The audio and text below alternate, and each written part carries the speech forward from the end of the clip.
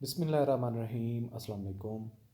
Harvard academy की तरफ से आपको वेलकम कहते हैं। हार्वर्ड अकेडमी ऑनलाइन मुख्तलिफ एग्ज़ाम जैसा कि CSS, PMS, federal public service commission और पंजाब पब्लिक सर्विस कमीशन के वन पेपर्स MCQs पैटर्न की मुख्तलिफ कंसेप्चुअल तैयारी जो ऑनलाइन करवाई जाती है, आप हमारे ऑनलाइन कोर्सेज www.harvardacademy.com वेबसाइट के ज़रिए से ज्वाइन कर सकते हैं। मज़ीद आपको कोई गाइडलाइन हमारे से चाहिए हो तो आप हमें कांटेक्ट कर सकते हैं। यहाँ पे हमारा कांटेक्ट नंबर गिवन है। आज का हमारा सेशन कस्टम एक्ट 1969 पे है और इसमें हमने डेफिनेशंस के एरिया को आज ख़त्म करेंगे। तो आपने इन डेफिनेशंस के कंसेप्ट को भी कंसीव करना है, साथ में ये एक्ट को रीड आउट भी करना है ताकि आपकी दोनों चीज़ें कवर हो जाएं, यानी कि कंसेप्ट भी बने, साथ में रीडेबिलिटी की जो सलाहियत है वो भी स्ट्रॉन्ग होती जाए, ताकि जब आप एग्ज़ाम में बैठें आपका कोई क्वेश्चन ऐसा आए तो आप उसको रीड करके भी समझ सकें। कंसेप्ट होना अलग बात है, लेकिन रीड करके उस चीज़ को अंडरस्टैंड करना भी ज़रूरी है। तो वो दोनों चीज़ें साथ साथ में चलनी चाहिए। अच्छा, यहाँ पे स्पेशल जज, आज की जो डेफिनेशन पहली है स्पेशल जज।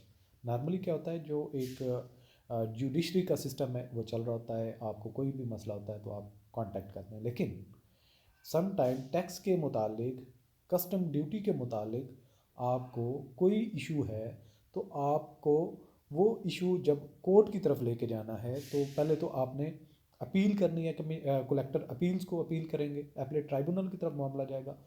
लेकिन सम टाइम स्पेशल जज अपॉइंट कर दिया जाता है कि इस तरह के जितने भी मामला जो कस्टम के रेलिवेंट हों, कोई भी एग्रीव पार्टी जब आपके पास आए तो उस जज ने डिसाइड करना होता है और उस जज की स्पेशलिटी होती है इस तरह के मामला में। तो इस तरह के जो जज होते हैं उनको अपॉइंट किया जाता है और उनका काम सिर्फ और सिर्फ कस्टम के रेलिवेंट मामला में जो अपना डिसीजन है, जो अपना वर्डिक्ट है वो इशू करना होता है, उसको हम कहते हैं स्पेशल जज। और इससे मुराद क्या, मीन्स अ स्पेशल जज अपॉइंटेड अंडर सेक्शन 185। कौन सा सेक्शन? कस्टम एक्ट 1969 का एक्ट, उसके मुताबिक सेक्शन 185 के मुताबिक अगर किसी को अपॉइंट किया जाता है तो वो मुराद है स्पेशल जज।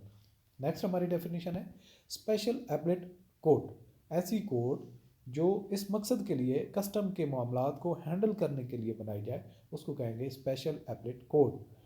नेक्स्ट हमारी डेफिनेशन है सरचार्ज। सरचार्ज से क्या मुराद है? नॉर्मली क्या है कि आप इंपोर्ट करते हैं, हम मिसाल देते हैं कि आप काटन इंपोर्ट कर रहे हैं और काटन की आप लेट्स सपोज एक टन इंपोर्ट करते हैं, उस पर आपको 100 रुपीज़, ये सारी अज्यूम्ड है, रुपीज़ आपको टैक्स पे करना है और इसको हम ड्यूटी कहेंगे, कस्टम ड्यूटी।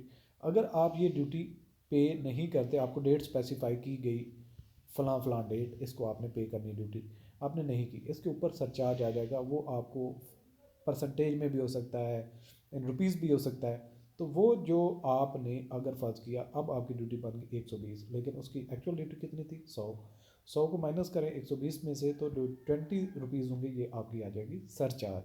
यानी कि जो आपने 100 रुपीज़ की ड्यूटी पे करनी थी नहीं की, उसके ऊपर जो आपको एक्स्ट्रा पे करना पड़ रहा है वो है सरचार्ज। नेक्स्ट हमारी डेफिनेशन वेयर हाउस। तो वेयर हाउस क्या किस लिए होते हैं? इनके अंदर चीज़ें स्टोर की जाती हैं, मुख्तलिफ रैक्स होते हैं, उनके अंदर चीज़ें मैनेज की जाती हैं। तो वो जो चीज़ें यहाँ पे आप इन कर रहे हैं, यहाँ से आप उनको आउट कर रहे हैं, तो इसको कहेंगे वेयर हाउस, जो चीज़ों को रखने के लिए जगह स्पेसिफाई की गई होती है। अगर कोई चीज़ें ऐसी हैं जो ख़राब होने वाली पेरिशेबल हैं तो उनको फ्रीज़ करना या एक उसके दरमियान में एक ऐसी जगह बना देना जहाँ पे कूलिंग का सिस्टम भी हो और चीज़ें ख़राब ना हो। तो ऐसी जगह जहाँ पे स्टोर करने का बेहतरीन सिस्टम मौजूद है, जिन चीज़ों को जो रिक्वायर्ड टेम्परेचर है, जो जिस तरह की कंडीशन है उस तरह की कंडीशन में रखना, इसको हम कहते हैं वेयर हाउस।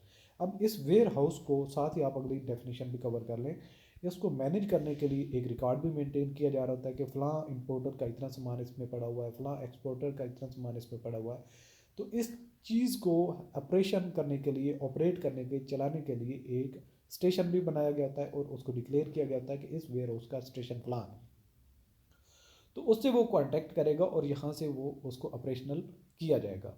तो इस तरह की जो जगह जहाँ से उसको ऑपरेशनल किया जाता है, उसका रिकॉर्ड मेंटेन किया जाता है, उसको क्या कहते हैं? Warehousing station.